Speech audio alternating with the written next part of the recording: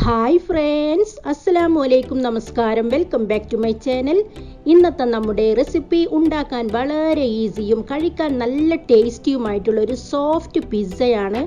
സാധാരണ നമ്മൾ പിസ്സ ഉണ്ടാക്കുന്ന സമയത്ത് പൊടി കുഴക്കണം, മണിക്കൂറുകളോളം റെസ്റ്റ് ചെയ്യാൻ വേണ്ടി മാറ്റി വെക്കണം.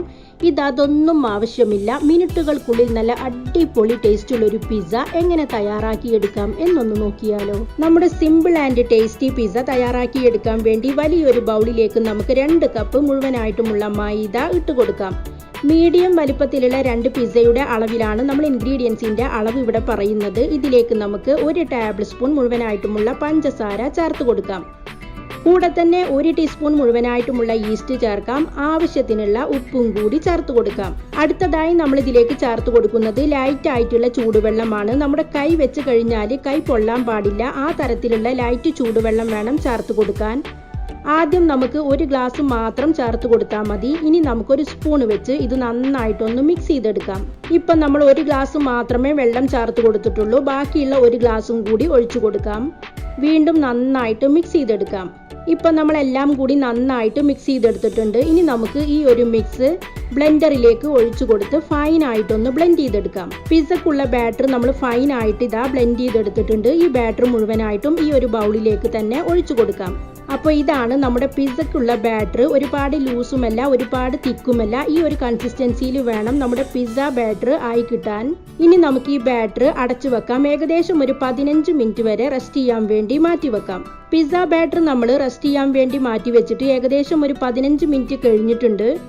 നമ്മുടെ പാൻ ഇവിടെ നന്നായിട്ട് ചൂടായി വന്നിട്ടുണ്ട്. മീഡിയം ഫ്ലെയിമിലിട്ട് ഇതിലേക്ക് നമുക്ക് പകുതി ബാറ്റർ ഒഴിച്ചു കൊടുക്കാം. ഈ പാനിന്റെ അടിയിലായിട്ട് നമ്മളൊരു പഴയ തവ കൂടി വെച്ച് കൊടുത്തിട്ടുണ്ട്. ബാറ്റർ ഒഴിച്ചു കൊടുത്തതിന് ശേഷം നമുക്ക് ഈ ഒരു പാന് അടച്ചു വെക്കാം. ഏകദേശം 3 മിനിറ്റ് കഴിഞ്ഞതിന് ശേഷം നമുക്ക് ഇതൊന്ന് തുറന്ന് ഇതൊന്ന് തിരിച്ചിട്ട് കൊടുക്കാം. ഇപ്പം നമ്മൾ തിരിച്ചിട്ട് കൊടുത്തിട്ടുണ്ട്. ഇനി നമുക്ക് ഈ ഒരു പിസ്സ ബേസിന്റെ മുകളിലായിട്ട് ബാക്കിയുള്ള ഇൻഗ്രീഡിയൻസുകൾ ഇട്ട് കൊടുക്കാം. ആദ്യം നമുക്ക് ഈ ഒരു പിസ്സ സോസ് മുഴുവനായിട്ടും അപ്ലൈ ചെയ്ത് കൊടുക്കാം. എല്ലാ ഭാഗത്തേക്കും ഒന്ന് സ്പ്രെഡ് ചെയ്ത് കൊടുക്കാം.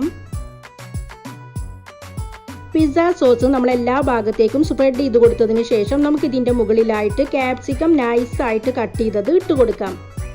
എല്ലാം വളരെ നൈസായിട്ട് കട്ട് ചെയ്തിട്ട് വേണം ഇട്ട് കൊടുക്കാൻ. ക്യാപ്സിക്കത്തിൻ്റെ മുകളിലായിട്ട് നമുക്ക് ഒരു സവാള നൈസായിട്ട് കട്ട് ചെയ്തിട്ട് ഇട്ട് കൊടുക്കാം.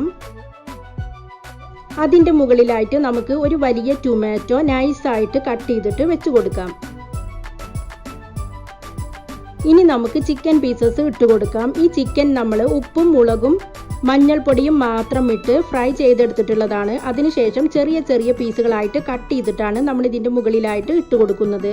ചിക്കൻ്റെ മുകളിലായിട്ട് നമുക്ക് ആവശ്യത്തിന് മൊസറല്ല ചീസ് ഇട്ട് കൊടുക്കാം. ചീസ് എത്രത്തോളം ഇട്ട് കൊടുക്കുന്നോ അത്രത്തോളം പിസ്സ നല്ല അടിപൊളിയായിരിക്കും. ചീസ് ഇട്ട് കൊടുത്തതിന് ശേഷം അതിൻ്റെ മുകളിലായിട്ട് നമുക്കൊരൽപ്പം ഓറിഗാനോ ഇട്ട് കൊടുക്കാം. ഓറിഗാനോ ഓപ്ഷണലാണ്, കയ്യിലുണ്ടെങ്കിൽ മാത്രം ഇട്ട് കൊടുത്താൽ മതി.